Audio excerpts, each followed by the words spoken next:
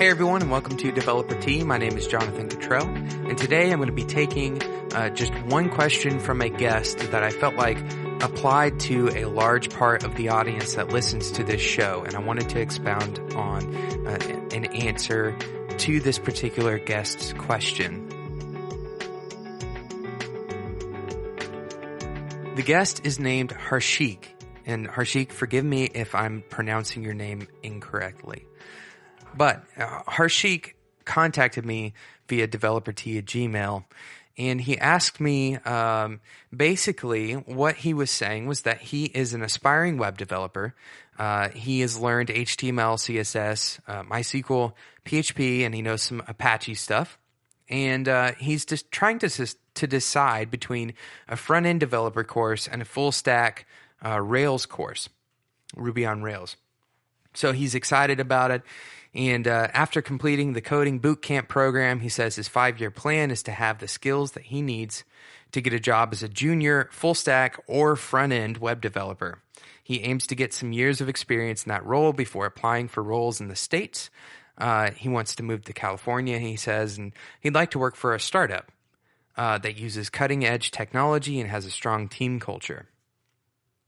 So he's saying that few Ruby jobs are given out in England, but there's a lot of front-end dev jobs, and ideally he wants to go in the direction of whichever will open the doors to working abroad. And he asks me for my advice after this. So, and then he also says that I can burst his bubble if his goals are unrealistic. First of all, Harshik, your goals are not unrealistic. What you're asking for is to be what a lot of people need, not only in the States, but also around the rest of the world, especially in a startup culture. So I'll give you quite a few answers to this particular question.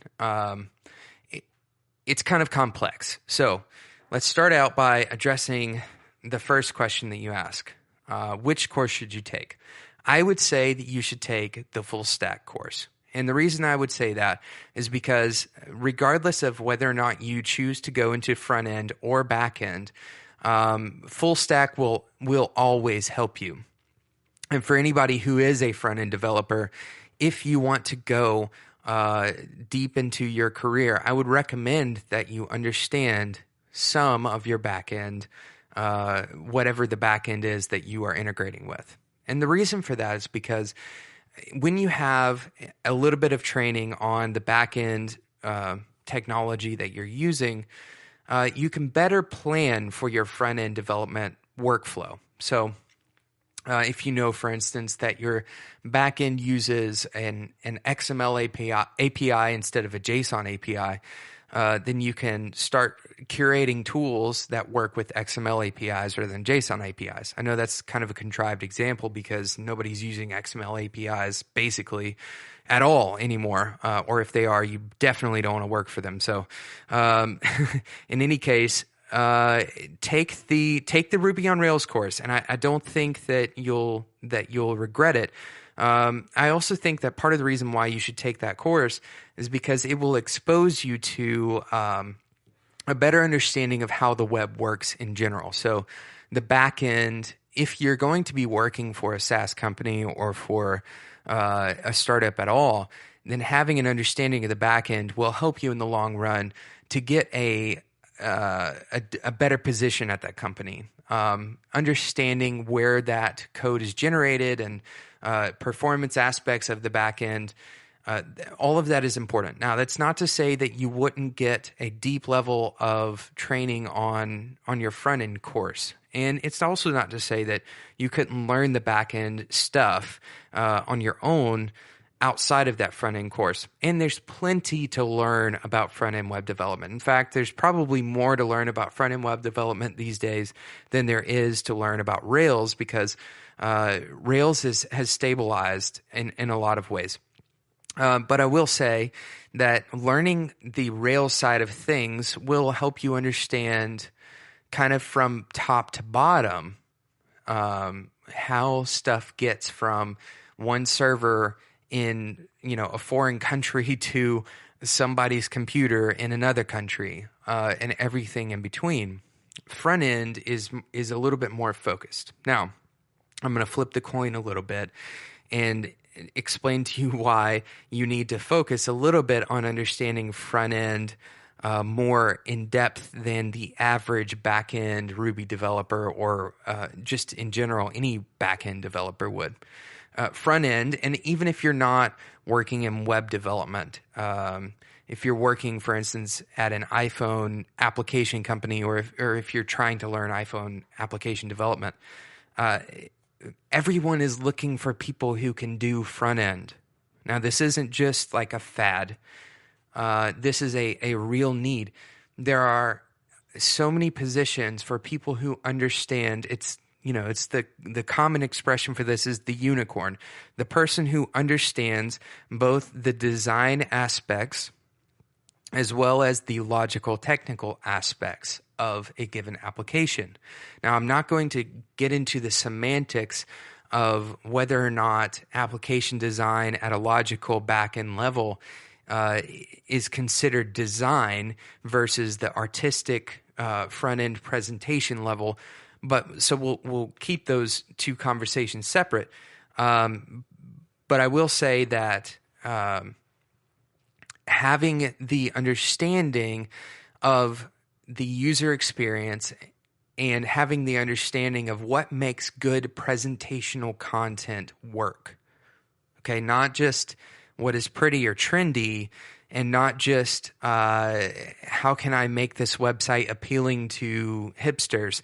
It's not about that. It's about understanding the cognitive science. It's about understanding human factors and understanding how people think and how people react to a given digital artifact, right? It's about understanding, why does color theory work in this particular way? Okay, now that I know how color theory works, I can actually take that knowledge and literally apply it, literally create something that uses that color theory and execute it. So then you can deliver something not only from your logical understanding, but also from the understanding of the user. Right. So the reason why people like that are so important, the reason why I say you need to understand the entire stack, right? The reason why you need that is because it allows you to solve a given problem holistically. And that's why people are looking for unicorns. They need people who can solve problems holistically on their own, who can be given a problem that doesn't have any solution, not just a task, but a problem, right? So a task is we need a JSON API that allows us to post and create a particular resource and responds with this JSON resource representation, right? That's a task. Back-end web developers, you know what I mean. You've been given these tasks as tickets, and then you fulfill them. You write the code, and you send back the ticket and say, hey, it's ready to go, and then you launch. Write a couple tests, probably, hopefully, if you're doing your job right.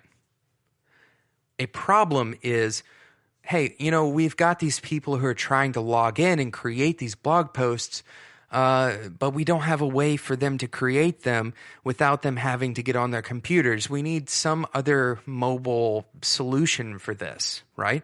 So you as a full stack developer, you would have the opportunity to say, okay, well, we can either go with a native application, or we can actually build out a model for blog posts that allows them to do a minimal, I don't know, I'm just kind of making this up as I go, but do a minimal blog post from their phones on a responsive user interface. And then you alone could execute the entire stack of tasks necessary for that particular problem to be solved. Not just a single task. You aren't given these single tasks. And then, single tasks are not spread across 3 or 4 or 5 different people in different areas of your team. You're given the problem, and then you start from the back end and solve it all the way to the front end and everything in between, from top to bottom or back to front, whatever you want to call that.